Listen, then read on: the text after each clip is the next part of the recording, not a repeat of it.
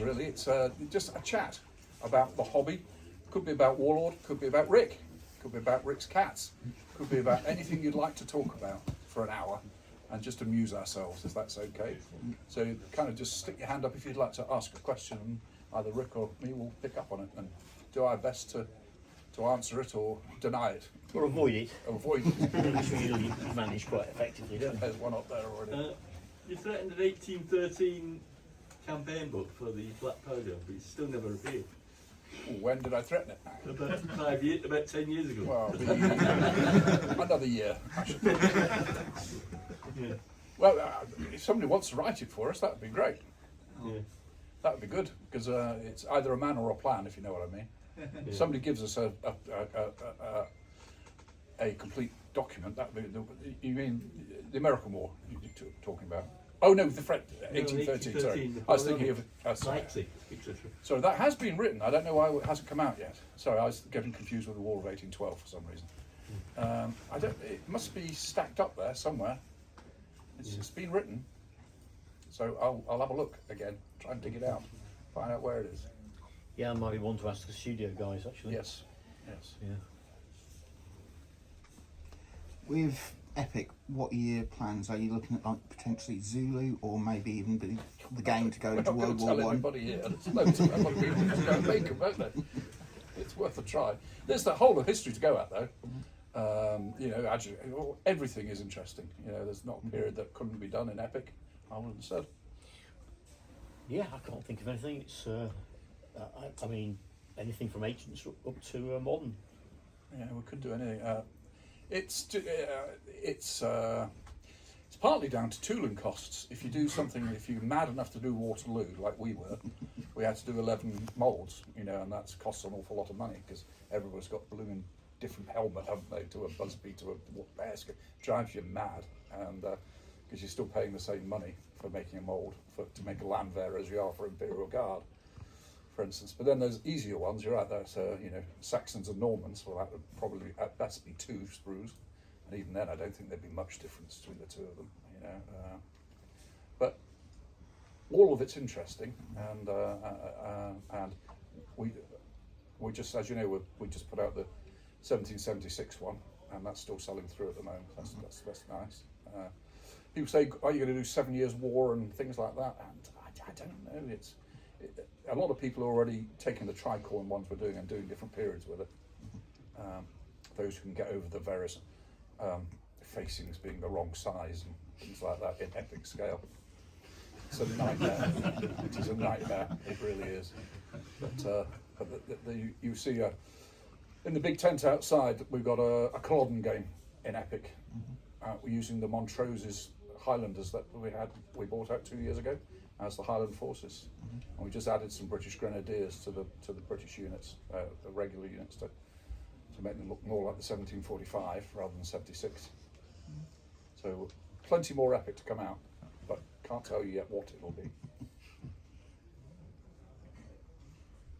Do you have other historical periods in mind? So, I mean, for example, Hail Caesar's great, you know, for Punic Wars or anything with Romans or Greeks or Carthage or anything. Have you thought about possibly a new rule set for covering either Dark Ages, Crusades, Reconquista, Agincourt, that sort of period, and producing a game for that? We tend to play Hail Caesar for those periods, right up until the Wars of the Roses. And in fact, we've played Hail Caesar games in the in Japan in the 16th century. So I don't think we feel a need to do something separate. Certainly played plenty of Dark Age games using Hail Caesar. As I say, medieval. And in the latest version of Hail Caesar, I did extend the rule system out to include a little bit more in the way of firearms and some specifics. But it's post 13th century, really. We tend to get a little bit of a I was thinking more shift. sort of run the mass battle thing, because a lot of the scraps back then were much more large skirmishes than anything else. Okay. And I was wondering if you'd ever think of almost more of a bolt action version of the battle. You know, sort of in and around these sort of Dark Age periods, Crusade periods, where there's more about like raiding and all this sort of stuff and Yeah. those sorts of things. Didn't we do a skirmish ancient game? We did. I don't know what it's called. What's it called? Shield Wall. Hmm? That's Beastie's game, isn't it? SPQR. Yeah, so SPQR. That covered a lot of that Yeah, warbandy stuff. Yeah, I mean, I did actually jump in, and I do have that. I've not actually tried it outside of the Roman times, Yeah. but yeah. So I think that one would convert quite nicely to the warbandy stuff you're It talking kind of about. would. When we did SPQR, you did ask me if I wanted to cover that kind of skirmish action war game. I didn't have time, so we did SPQR, which landed as a finished thing. But later on, I did the Warlords of Erewhon game, which is basically a fantasy warband game. But a lot of the fantasy warbands are Vikings or whatever. So that game is actually structured, I should describe, it's a warband based game using the bolt action activation mechanic Yeah. and the Beyond the Gates of Antares core system, D10. Yeah. So that's the closest that we've done to that. I don't think there's any real appetite to do that kind of game. And the other sort of time periods I was wondering about is post World War II. I know there's a little bit for like Korea and stuff, but if you thought about expanding on that more with Yeah, expansions and Very much so. Yeah, the Korean supplement did pretty well actually. It punched above its weight. You know. I'm thinking of other periods Vietnam. after that, because obviously there Vietnam, was, yeah. the whole Middle East went topsy-turvy, you know, through most of the 20th century. You've got the Falklands, Vietnam, and various other sort of more modern conflicts. And I was wondering how modern you're prepared to go or would think about going. Well, I think there's a fan-based one for bolt action, isn't it, from that period? So I'm sure there are many Yeah, out there. I know, and no, things. there's I'm sure there's somebody- many out there. Right, what's the answer to that? The answer is it's either a man or a plan, or a woman or a plan. We either have to find somebody who's really can't wait to write what me and Rick used to call modern wargaming, Centurion tanks. 1975. That's modern, of course. Yeah. That which of course isn't modern at all now, but we call it modern. So we need a good nutter to write it all for us, and that would be great. And then we can bring it out. Or B, we put a team onto it and slowly do it and do, as you say, Arab, Israeli, Iraq, Iran, Falklands, maybe whatever, and hypotheticals, Soviet Union and Warsaw Pact. I think it'd be great. We just can't all do it at once. Yeah. I think it'd work brilliantly. I'd love to play bolt action modern, Yeah. and it will come. It's just we're just busy getting out Conflict 47 at the moment, as you know, Yeah. as of today. But yeah, I think it'd be great and really interesting armies. So I myself do 1967 Indo-Pakistan War. I don't know why. Everybody? Because it's cool because you've got Centurion tanks, which are awesome, blowing up American tanks, which are useless. It's good. Yeah, and sabres. The We're saber aircraft. bolt action Pacific, is there any plans for some British forces apart from the Chindits? Apart from the Chindits, well, we're going to do some King's African Rifles if we include those as Commonwealth. And I think we can. And obviously there'll be Australians as well with Owen guns and things like that. So Indian troops, and as I say, we had a bit of a briefing on the Gurkhas yesterday. Exactly what's going to go into the Gurkha box set. Scary blighters that they are. I think it's going to be. We took out the Commonwealth from the British book to big up the Commonwealth models and the figure range because I think it's exciting. So yeah, there'll be lots more Commonwealth stuff. would they be plastic? Oh, in plastic, yeah. Yes, we're just trying to find out the height of a Gurkha. Big chaps, John. Oh, enormous, aren't they? Can you do the concert party from Ivan? That would be good, actually. Yeah. Similar to what you did with Dad. Sergeant Major, shut up, get him in there. Yeah. So all being worked on. Gurkhas should be great. What else, folks? What's the next 6 to 12 months of Conflict 47 look like? Just Ooh, conversion, resin to plastic or the other? There's a lot of Sirecast stuff, the resin, and we're working on the next 4 box sets of plastics. They'll be working on those next. We're going to have some nice clipped together models, which will be used for promotional purposes. They'll be quite nice, just 2 or 3 part models. We've got a lot of tanks planned over the next year or 2 in resin, including a lot of what they call, the Germans would call them the Wunderwaffe, you know, the wonder weapons, the Mauses and all the E100s and the madness of all that. And then Tortoise for the British tanks and whatever the Yanks had, I don't know, something beastly. Super Pershings, I think they were. So an awful lot to come out for conflict. And I don't know if you've been to the studio yet, but the stuff, the models are just fantastic. Looking at the Japanese models in particular, they've really tickled my fancy, and I'm going to have to get some more of those. So lots to come out. I've got one for like adding on like units like I was on about there earlier, like expanding the Pacific. For the US, there's no like real more commando-y stuff like they did. You know, like the early days, like CIA or SS like style units. Is that something you think of? Like the CFFS, whatever it is, what their name? I don't know much about that, to be honest. You're right. Yeah. It's secret. I don't know about it. They're like a joint US-Canadian task group. They used I think it's a Johnson light machine gun. Oh, right, yeah. Which the only other group that did that was the US Marines, and there's just no minis with Johnson light machine guns. That would be one of those rare units that I think would be quite popular if we looked into it. I don't know anything about it either. They're essentially the early day CIA. All right. Oh, as always, I always learn something new. I think you'd sell a few of those. I think it'd be quite fun. Yeah, because the US Range at the minute is very like the main branches, not very much like special forces. It's just like your Rangers, your Marines. We do Merrill's Marauders. Yeah, it's like That's that something. kind of thing. Yeah, but Western front, I guess, rather than Pacific.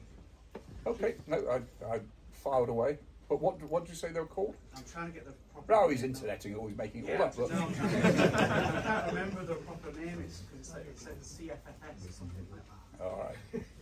Following up with sort of Merrill's Marauders, what's your plans for like China as a list? Well, plans at the moment, to my knowledge, because I'm not a head of the studio, are nil. However, anybody who's read anything about World War II will know World War II did not start in 1939 if you were Chinese, that's for sure. And you know, there are battles bigger than we could ever imagine being fought, I would have thought, and so it's a whole theatre that needs thinking about, and needs doing well.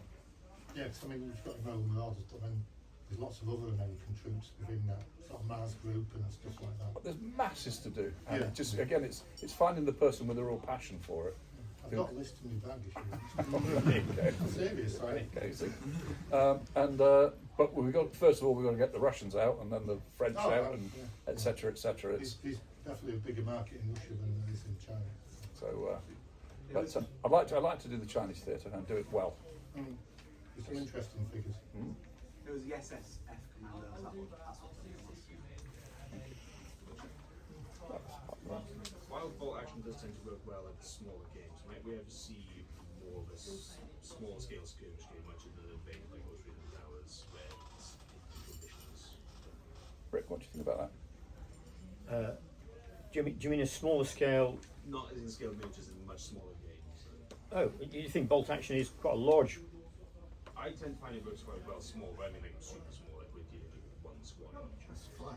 Yeah, I think we did have a plan at one point to make a game that was based around single squads, which we called Playing with Single Men. He said it, not me. I think we had it. Yes, it's Was Alessio onto that one? yeah.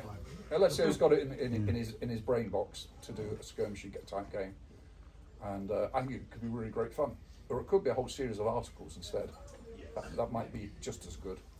Yeah, the trouble with a game like that, when you're talking to a company that makes its living by selling toy soldiers, is you don't sell many toy soldiers.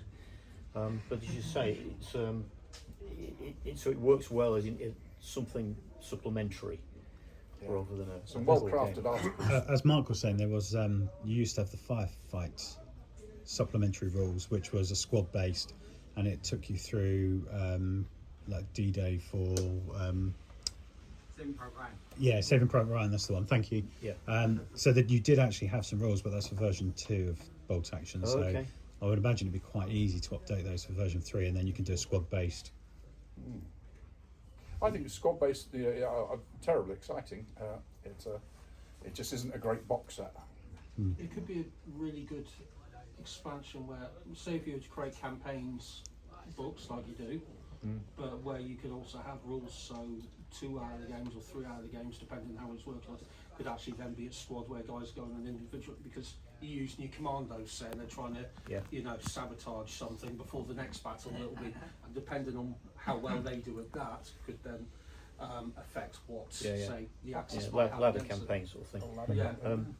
Yeah, I mean, I think back of our minds, we had that kind of heroic action, Hollywood style, where eagles dare.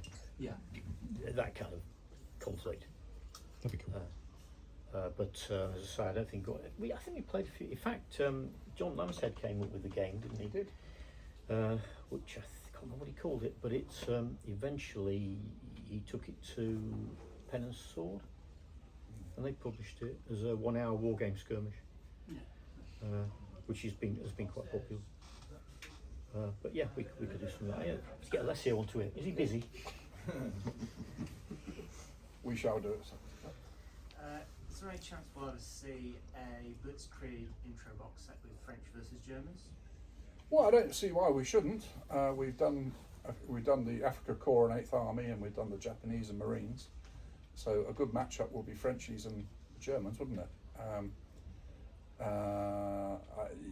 I'd say it's on the cards. Yeah, I think we would do. Like try and vary the introductory sets and try and put something in there that's interesting, which we haven't put in before. I think we put in an adobe building for the Desert War we've just done, so we get a bit of hard cover in there. It looks very good, and relaunch it like that. So yeah, I think the French army is interesting because obviously we've got our top 40 things up, and the French army is almost always in there at number 36, always consistently in there. Top ones, of course, top 3 are Germans, Germans and Germans. I think it's a shame. I think that early war theatre is really well suited to bolt action. I think it works really well because the tanks are not overpowered, and the kit is quite nice. It works well with a mixed arms kind of game, whereas later on, almost all of you will have tiger tanks that come onto the tank, king tigers and that sort of thing. Yeah, it's stopping. The game is starting to break down at that point because the kit is just way too powerful. But you sell lots of it, don't you, John? I do. We do sell. And we Can't love afford selling it, and no one wants to buy the shop. It's curses. But I do like that as a period. It's just a shame that the reality is that the French didn't fight a particularly good war, so it's hard to get in there and find something to pull. Yeah. Well, there's only so many white flags you can sell to them. I say nothing. Anything else? Sorry. I wondered what your kind of passion project would be. So if you were able to release a model range or a game without having to consider sailability or anyone else's interest, what would you love to? That's a very good question. But also I would like to know about Rick's cats as well. The passion project's an easy one for me because I've just done it. And it was something that I considered to be so uncommercial that I didn't even ask John if he would do it on the sly. So I just went straight to it's a spaceship war game. I don't know if people know, but many years in the deep and distant past, when I first joined Games Workshop, I actually joined with a project, and the project was a spaceship war game called Rogue Trader.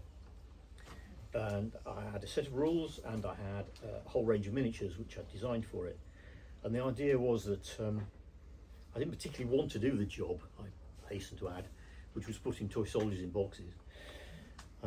So eventually I said, well, okay, I'll come and put toy soldiers in boxes at Citadel Miniatures in Newark if you produce this game called Rogue Trader, spaceships. So it was agreed. And then I got busy doing other things for the next 20 or 30 years. So that game never came out. Some of the spaceships I've designed actually were incorporated into the Citadel range at the time. But, it was a long time ago. And then later on we got a chance to do a spaceship war game whilst I was at Games Workshop, and it was called Battle Gothic. But by then I was kind of running the studio, so I was a bit busy. And we had up and coming games designers who had not had a chance to design games of their own. So I briefed it and then I pushed it on to the design team, and Andy Chambers ended up designing that. And that was very successful. But yet again, I didn't get a chance. In fact, some of the little bits of background that I'd already done all those years ago did get incorporated into Battlefield Gothic. So, you know, it sneaked out. But I missed the chance. And then when I left Games Workshop, I was too knackered to do anything for a while. So we did various other bits and pieces. John had me busy doing things like Warlord. Yeah, Warlording. He wasn't interested in a spaceship game, so it just festered. And then it's about a year, 2 years ago, I had this peculiar kind of condition where I went deaf, which is very annoying, and I couldn't sleep at night. But I'm deaf, so I can't listen to music or watch it. So to keep myself busy, I started to mess around with the old spaceships that I had. And I came up with this game, and it's called Space, because I like to say it like what it is. It's called Space Battles. I just call it Space Battles. And I thought, right, as a challenge, I'm going to design a war game that has no dice. No dice. It uses packs of playing cards. And I've always quite fancied doing a game that uses the Baccarat card mechanism. How many of you play Baccarat? All of you? No, none of you. Okay. Baccarat is it's kind of a strange gambling card game, but the notion is that you kind of add the values of the cards together. So a hand of, say, a 7 and a 6 of clubs, you add them together, that's 13. You discard the 1, so that scores 3. So sounds simple. It is. It's very simple. Basically, any number over 10, you ignore the first digit. Well, why put them in the card deck? Because the combinations are gambled against, so you're gambling against the chances of you getting another card of the same value that busts the 10. Obviously. Well, could you dice? The complete rules for Baccarat are explained in great detail online and can be found in Casino Royale by Ian Fleming. How many of you read that? There's a few. There's 1 or 2. Probably should have known that. Yeah. Where was I? Yeah. Okay. So I invented this game, and it uses cards, and it uses the Baccarat system for establishing values. So it's not using cards just to give a value, it's using cards to using combinations. So sometimes having extra cards to play can bust a number as well as to exceed a number, to give you a higher value. So I mean, it's quite, so it sounds complicated, it's really very simple indeed. And at the same time I said I don't want to use measuring. So it's all based on a mat which is divided into a grid. And that was just as an intellectual challenge. Commercial potential for this game? Not a great deal. As you say, passion project. But I was talking to a mate of mine about it, and he publishes games and various autobiographies via Amazon, just self-publishing. And we did it like that. And there's no risk, there's no stock. I got some photographs together, I've made a few more models to go with it, I wrote a bit of background nonsense like what you do.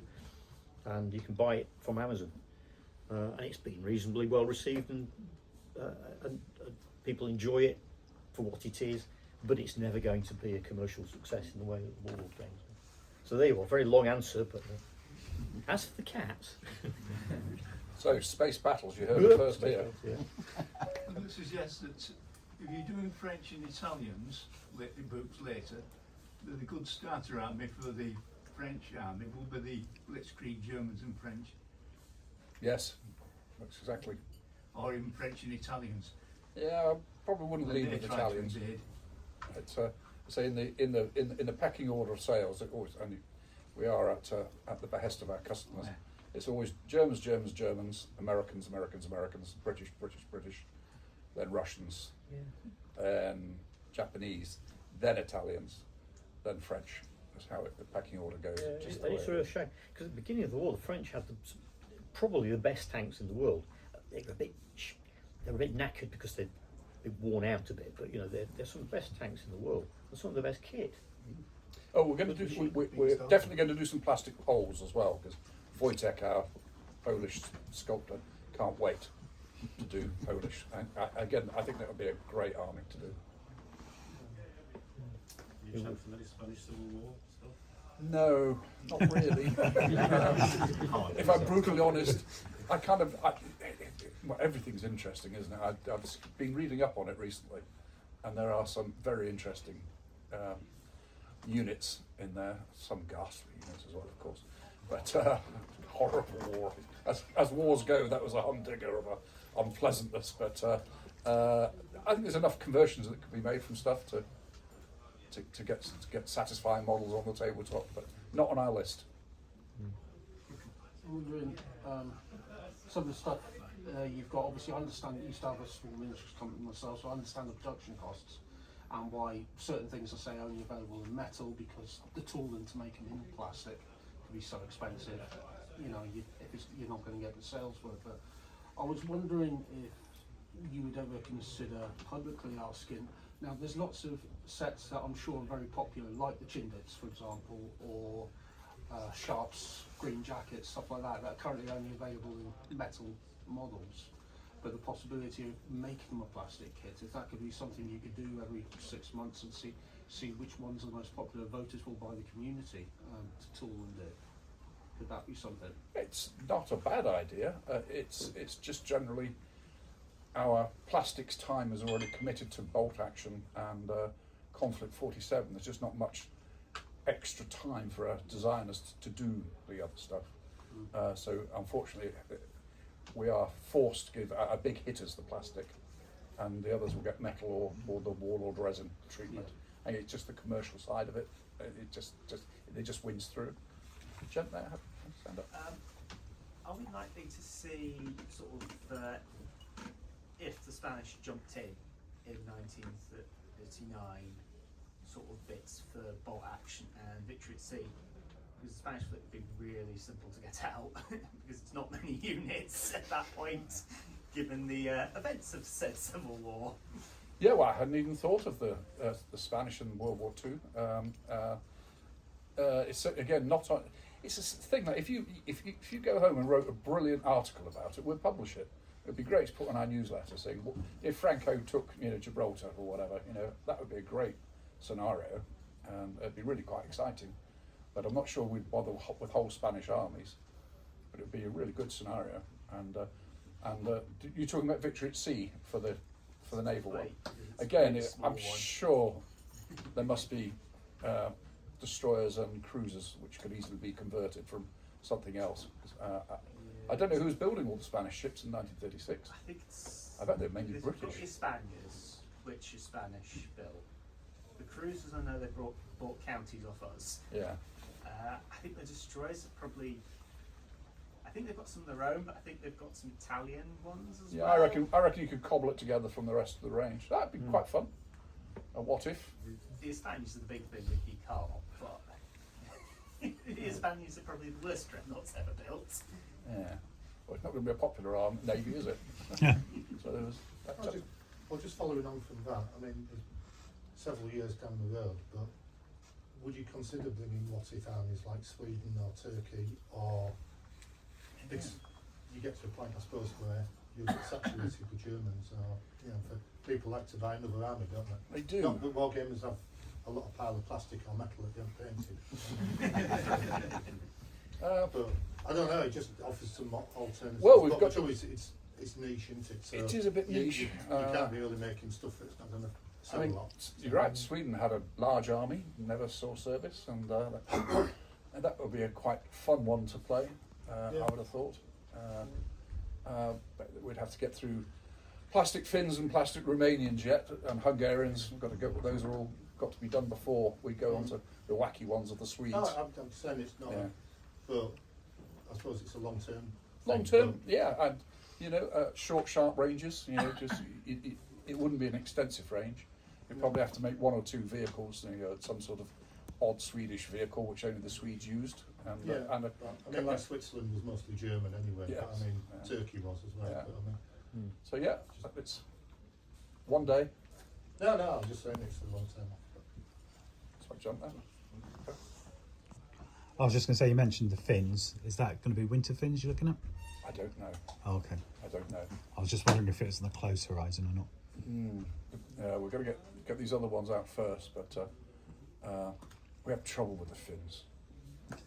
Is the real Finns or The real Finns, Yeah. our ones. Yeah, okay. All our mates who are Finnish, all Explain to us in great detail how Finland won World War II. World War II Single-handed. on their own. Yeah. And so they wrote right in their manuscript that everything was uber this, the best scouts, the best snipers, the best engineers, the best artillery, marvellous tanks. No, they didn't. Their tanks are rubbish. And they said, yeah, but they put their best men in the captured tanks. So this continually, everything was tip top. So we had to in there say, look, they can't be brilliant at everything. It just doesn't make a very good game otherwise if you're the Germans or the Russians. But so I don't know which one we're going to do, but Finns will come, and I think they'll be great. Yeah. Including reindeer. So one there, then one there. Yeah, just moving on from there, obviously you've got a big schedule of army books to come out. That's going to take a little while. Are there any plans or any ideas in the pipeline for campaign books to be converted, or is that I too far don't in know the the answer to that. You have to grab Alessio when he's the tall one. Yeah. Grab him and ask him, and he'll give you the full one on that. So otherwise, I'll tell you something that isn't true. I don't want to do that. Yeah. Sorry, I'm just very happy that you mentioned plastic Romanians there. Well, it was a big army, wasn't it? It was. You know, bigger army than America in 1939. Is that going to be sometime next year? Oh, no, 2 years. 2 years away. Okay. I'd say.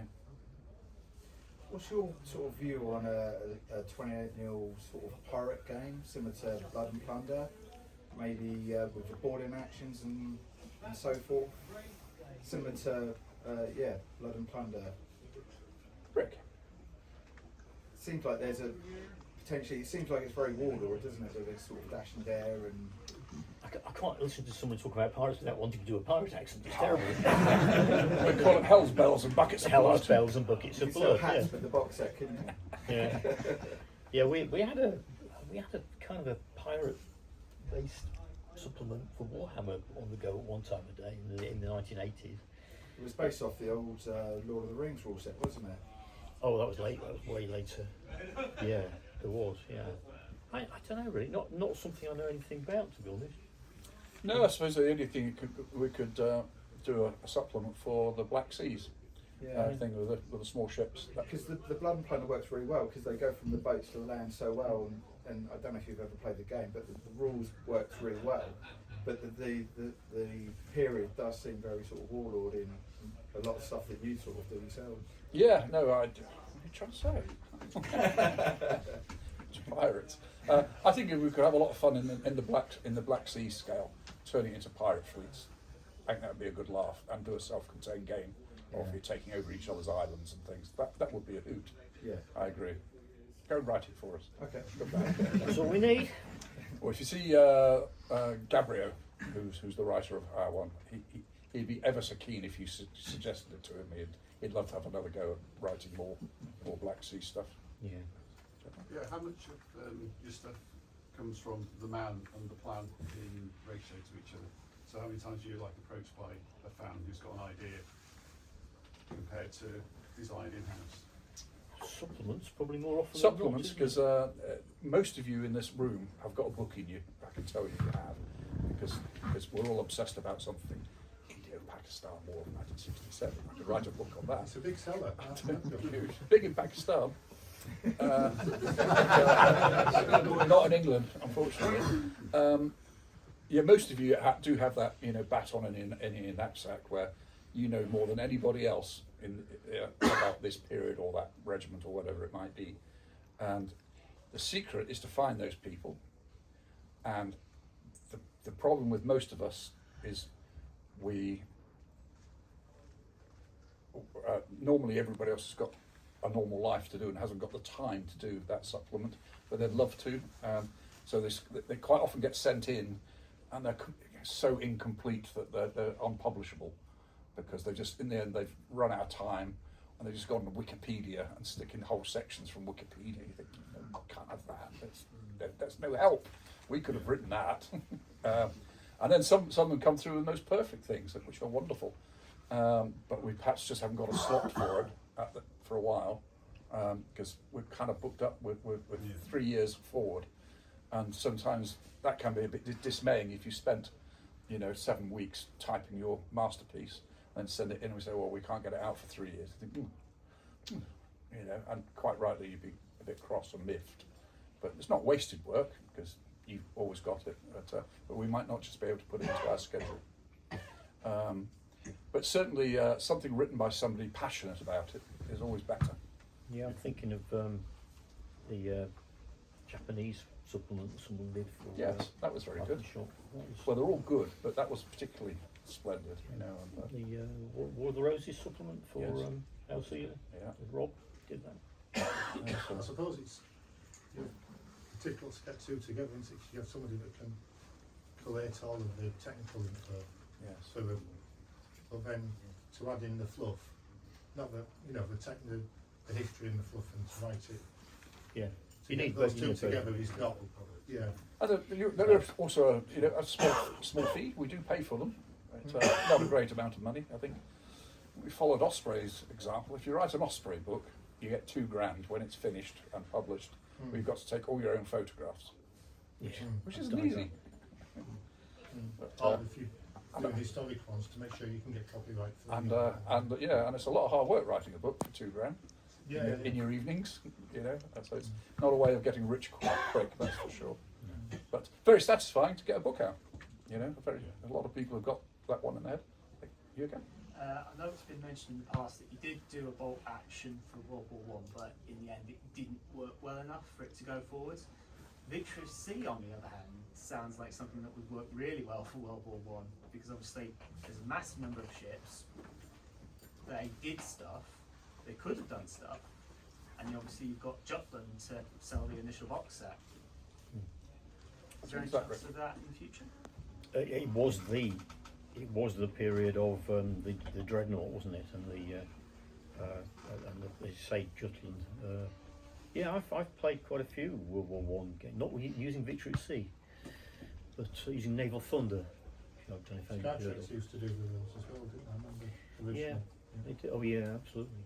They've still probably got some on the shelves, I would have thought. I should go and ask them. Go and ask them when they go in. The World War I one, you said it didn't work. I seem to remember No, it was fine. We just didn't decide to do it because we were doing World War II. No, it was written by some Canadians who did a great job on it. It was really slick.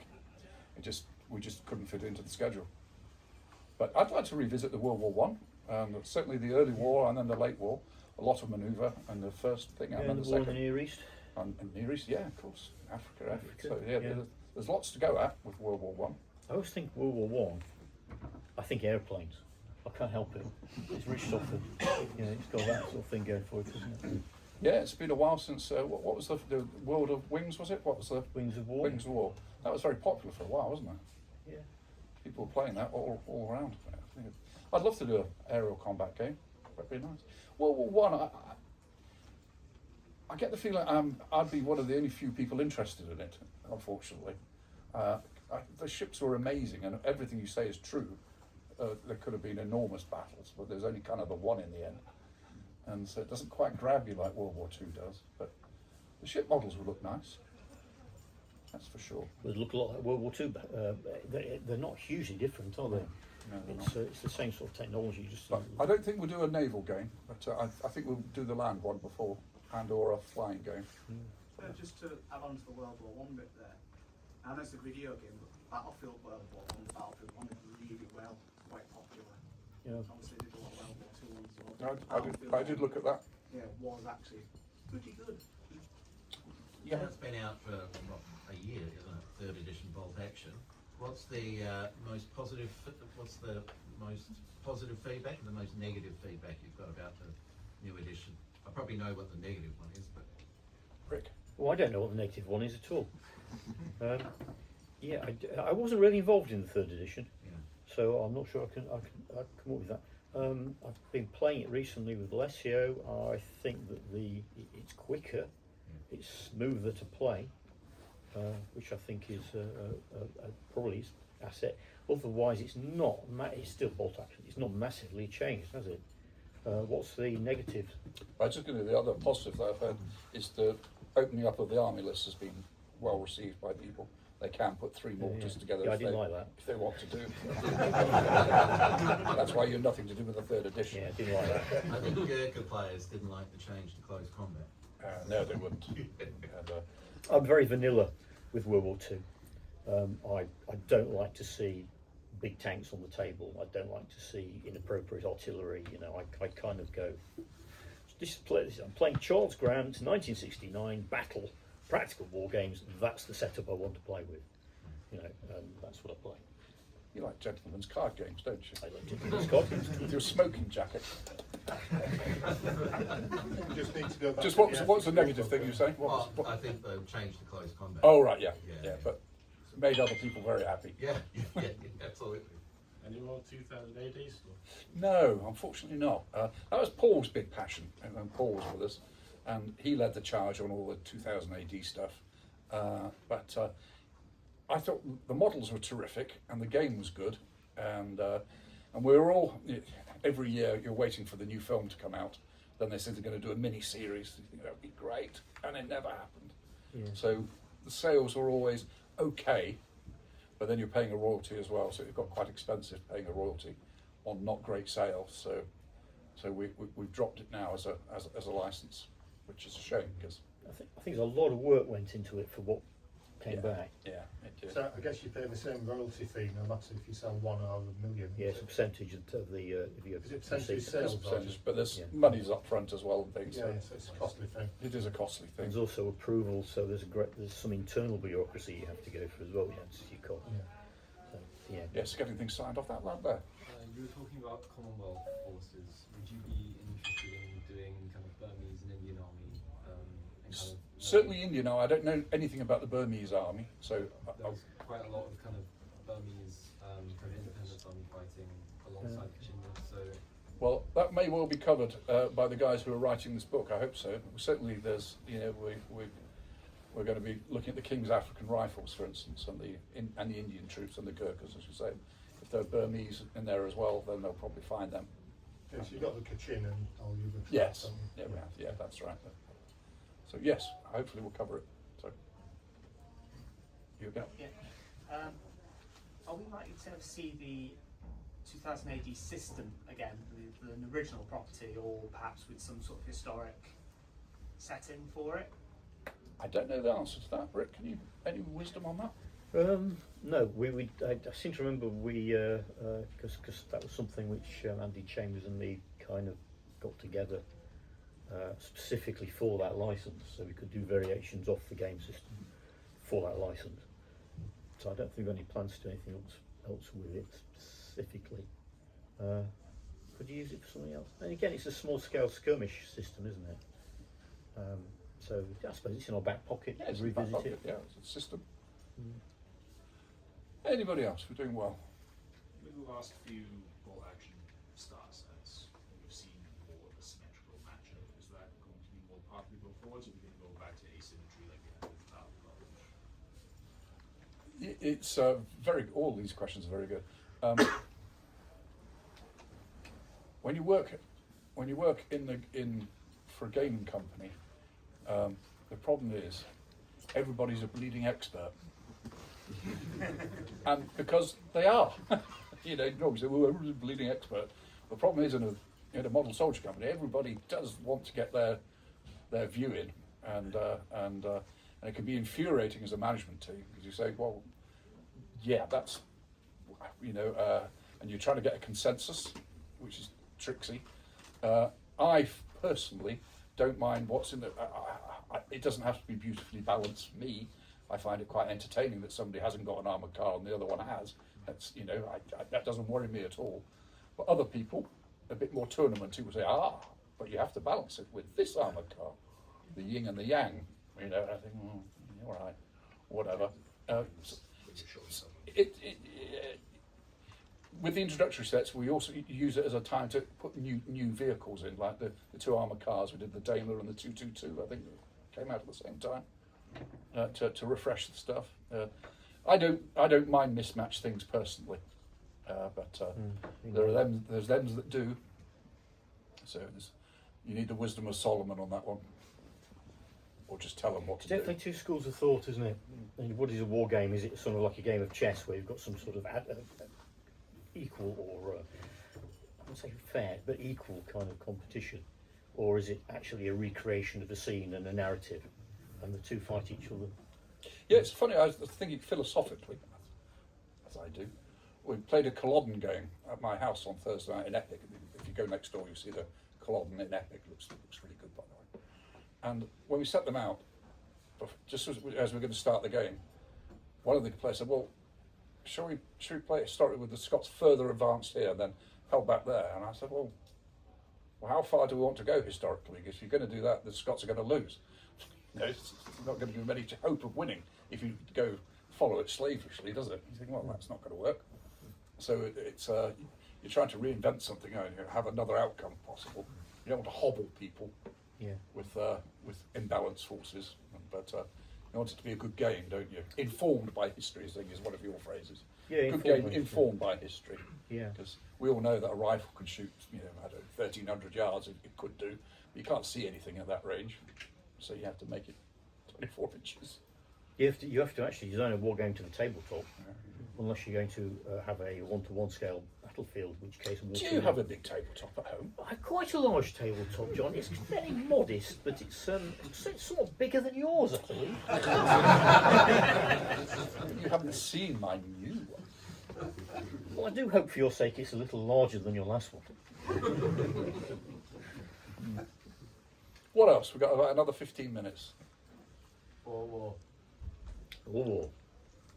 Boer War, yes, we've got some Boer War models which are very nice, and I wrote it 2 years ago. It just needs finishing off. What we need to do is play a couple of games, and what I want to do is put in. It's a black powder supplement because it comes in at 1900, right on the cusp. But I want to put in bolt action rules as well, so you can do small patrols and that sort of stuff. So you get a bargain. You get black powder and bolt action in one book. We're just deciding on what the cover's going to look like and which personalities are going in there. Because as you know, there was a meeting shop for all the maniacs of the Empire who were all there all at once. So it's on the schedule. Yes, within a year, certainly. Just speaking of artwork, the Italian artist that does the box sets for Bolt Action now, I forget his name, he's kind of taken on the baton from Peter Dennis? Yeah, Peter Dennis is Peter Dennis still doing work for you? Or? Well, he retired 10 years ago, didn't he? Only to carry on doing work for us. Yeah. But he's slowly, as he gets a bit older and his eyesight's not as good as it was, so he's been tutoring this Italian lad. Yeah. So which has been very good, and you could tell that he is doing a different style, but they complement one another nicely. They do, and so it's difficult to better Peter Dennis. It really is. I just love his stuff. He normally includes himself on the cover as well. I've if he never can. noticed that. If you're allowed a beard, he's in there somewhere. Well, all artists do that. They can't help it. Have you ever thought of doing an art book? Yeah, nobody would buy it. Like, when me and Paul, really good. Well, when Paul and I set up the company years ago, we had that Peter Dennis artwork of the Romans and the Celts. Really great piece of art. It's a big piece of art. We cut it in two to give us 2 box sets because we're mean and have no money. But the original piece of art is large and beautiful. And we printed off 120 high quality prints, and we sold one in 2 years. I've got one. You've got one. Probably that one. I had to give away the rest. So nobody buys it, a rotten lot. So let's put us off doing any more art ideas. Check with a stripy shirt. Yeah. Oh, yeah. Are there any plans to reinvigorate Blood Red Skies at all? Because it feels like it's been wound down to the point where, like the last time I looked a couple of months ago, there weren't Spitfires on the website, and an English company not selling Spitfires kind of was like a sort of. It's not right, is it? Yeah, there was something sort of in my soul that just went. That's all. Yeah, it's one of those games which needs revving up again and reworking over. We've learnt a lot about how to make planes in Sirecast since when we first brought out the what were they? They were Dauntlesses in resin. I was looking at them and I think they looked more like Stukas because all the wings were sticking up like that because they weren't firming up in the machine before coming out. So we worked out how to make nice models in plastic, in this resin plastic. So that's good news. That was holding us back for a while because injection molding fighters cost so much money that we just couldn't. And there's a plethora of different aircraft, as we know, and so we'll definitely be redoing Blood Red Skies. It's great, and if we can, we'll do a World War I game as well. At the back, anybody? No, you again. Can we expect civilian sprues for bolt action, for sort of using as scenario pieces? No, it won't be in plastic. We just it wouldn't be popular enough, I don't think. We've done the plastic livestock, and that goes really well. You sell lots of those. The civilians, I think we'd do them in resin or metal. Is what I'd suggest. I think they'd be quite fun to do. You know, we do a few, but not very many. Yeah, going on from we were just talking about the animals that you sell. You did really well with the ruined hamlet. You any more plans for any similar terrain pieces? Yeah, I think probably in the tent there, and certainly in the studio, they've got the new terrain, isn't there? Really nice plastic terrain, and it works for either conflict or it'll work very well for Berlin or whatever, 47. So some nice pieces of brickwork, which all goes. On the conflict table. It's probably in there. So go and have a look. And then Skytrex have done an awful lot as well in MDF, and it looks great. You don't need many to make a really good looking table. I was going to, funny enough, ask about that train as well, because I was wondering if you're going to do some kits. Like, round about the time you guys formed, do you remember Games Workshop, we did that, I think it was called Cities of Death or something, where you get little wall panels and you would stick them all together to make your own ruins and stuff like that. I was wondering if you'd ever consider doing something like that. It could be Stalingrad, Berlin. Well, this is pretty much what this is. It is just going that way. Yeah. Okay. Yeah. With Bolt Action, you've seen some products come out like Kelly's Heroes and Dad's Army. What plans would there be going forward with similar things like that, where you see things from classical World War II movies, or what would your own opinions be about that? Great question. Well, Dad's Army was a license, wasn't Dad's it? Army still was a license, yes. Yeah. Kelly's Heroes, I think we just did it, to be fair. Don't say that on tape. It was just a good gag which needed doing. Is this a not Kelly's Heroes? It's a not Kelly's Heroes. Paul, God bless him, was desperate to have. We had the Allo license. Yes, and he was terribly keen on doing Yvette and everybody else, all the I bet characters. he was. Well, we'll see how it works. It sounds a bit like those 3D figures that you can get to cast, doesn't it? Very, Well, so we have got a license for it, but we're all of a certain age now, and I don't know anybody who watches Hello apart from me. I would pay like £500 for a model of Vicky Michelle. So please. I'll outbid you 1,000. So it could be quite fun to do Hello. And somebody earlier on suggested the It Ain't Half Hot Mum, that which might be entertaining, but I don't know. It's just maybe we might do the Hello one. That could be a good gag. That one, perhaps. I'd like that. Do it next birthday. Splash release. In the Epic Ancients, you thought about doing the Greeks versus the Persians? That would be a classic combo, wouldn't it? It would. I don't know what plans you've got for the Epic Ancients.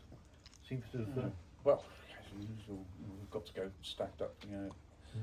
I think that would be the one I'd do. Rather than anything else, I wouldn't do. I mean, you might do different Romans, but that's definitely the one I'd go for, Greeks and Persians. If the next obvious one for me is what I'd do. Going on from Greeks, it's not really known whether the Syracusans transferred from hoplite to the Theban model or Macedonian model. So what, assuming we're going to get Syracuse in the future to finish off the Punic War, what style of Greek warfare would be planned for that? We haven't thought about it, is the obvious answer. I'm not sure whether that's true. Talk about the Theban reforms, aren't you? And the Yeah, and as far as I'm aware, there's no real sources of whether the Syracusans actually did it or not. yes, I've not found it. I'm not aware of any. So that's yeah. Is that Iphicrates? That's a sort of period. Yeah, sort of 4th century BC. The Roman sources don't mention it. Yeah. Okay. Or we could just make it up. Yeah. Yeah. Talking about making things up, when you talk to Peter Dennis, you get a beer in him. He would tell you, I always say to him, Peter, how on earth how do you know all this stuff? Yes. And he would say, well, what do you mean? I said, well, you've done a great picture of a Greek bireme with the steering oar, guy on steering oar, and all that. And I said, but I was reading that they don't know how they actually work. He says, well, I just make it up. I said, do you? He says, well, what else am I going to do? I said, oh, yeah. But the problem is that people look at it and go, aha, that's how they constructed them, that's amazing. And then they tell all their mates, then they tell people at Warlord who then make the models like that, with the steering oar like this. And of course, Pete's just made it up. And of course, he has to do something, doesn't he? And it's just, yeah, we have to be careful what we look at sometimes. Yeah. So, yeah. Out of all the games that you've released, which ones do you like the best personally to play? Do that one, Rick. Oh gosh. Yeah, it tends to be the one I'm playing at the time. That's how it works. You kind of go through enthusiasms, don't you? You don't have a consistent one necessarily. I think the one I would always look forward to playing would be Black Powder. Hail Caesar I enjoy playing, but I always have to kind of almost go, oh, let me remind myself how this works and this bit, because there's so many subsets of rules for Hail Caesar depending on what period you're playing. Whereas for Black Powder, we always play Napoleonic, so it's never an issue, and we always play vanilla. And all these special rules and supplements nonsense, we don't do any of that. So I kind of like. But you wouldn't advise us to not use the supplements, obviously. I would recommend that you all purchase the supplements, read and enjoy them, and don't bother playing them. Buy a copy for your mum. Buy a copy for your mum, they make great Christmas presents. Great posters. Yeah, it's funny, isn't it? I think the game plays very well in its core form. And if you're consistently playing a period that's slightly extraordinary in some way, or towards the beginning or the end of that 1700 to 1900 period, yeah, you're going to have to incorporate some sort of modifications or ways of playing that are probably best dealt with in a supplement, like your Boer War supplement. That's right at the end, isn't it? Yep, time at the end. Yeah, and similarly, if you were going to do something for the Marlborough's Wars, you might want to start to introduce some rules that constrict manoeuvre to some extent. But otherwise, yeah, no. Black Powder for me too. Yeah. I love it. I love the flavour. Rick's introductory page is it just thrills me every time I read it. The introductory page to Black Powder. It's great fun. It just sets out what it's all about. It's great. And having a beer or a cup of tea with your mates and agreeing where you disagree, you think, oh, well, if you think that's daft, then both change it. Rick's not going to come around and tell you off. I will. Well, not again. No! Okay, we've got about 5 minutes left, folks, and we're nearly there. You want that? On the same subject then, how many miniatures do you actually both have painted? We probably have these a pile of shame. What's your favourite? My number's a bit weird because I buy toy soldiers off eBay, which are painted often, usually in the 1970s using Humbrol. So the number of toy soldiers I've got is this. But then I strip them, so it goes like that. So the number of figures I've got that are painted. 12. Oh, damn, 12. You know. I said last year my hobby had changed from being painting toy soldiers to unpainting toy soldiers. So many. It's a very broad church, isn't it? He's The War Games hobby. Scouring the internet for mods I can unpaint. Greenwood and Ball or Hinchcliffe 1967 Hussars. Oh yeah. Covered in thick Airfix paint. Covered even more so with yacht varnish, even better. My wife's complaining that I now smell of Dettol. Dettol is fantastic for stripping. I remember going to the Greenwood and Ball factory in town. Oh, yeah. in Oh, cool. Teesside when I was about 10. In Teesside, was it? Yeah, somewhere up in Farnaby, I think it was. Yeah, My dad yeah. was working there, and I'd seen it. And it's Cool. like it's happening. I walked in, and these blokes looked at me and thought, "Is he one of those sad losers that buys these things that we make in these horrible hot things?" You know what I mean? It's quite funny. And were you? Yes. Yeah. I bought some Persian immortals off my sister, and I still got them. Fantastic. Are they painted? Yeah. Do you want Rick to come round and strip them for you? All right, folks, we've got time for one more. There's 2 minutes left. Go, quick one then. I don't know if it was mentioned earlier, but I forgot. You know, he's on about doing Romania and some of the other, like Balkans, the area, factions for bolt action. Did you mention Bulgaria? No. No mention of Bulgaria. Would Bulgaria be one on the He cards? was a womble. We won't be there for 5 years. Those trusty Bulgarians. Oh, right. I was going to say, is there any part of your army that you've sold on that you then instantly regretted? I've never sold an army on, I don't think. Good man. I've given stuff away. I'm not allowed to regret that. Sometimes I've given things away and then forgotten I've given them away. And I'm looking for the damn thing.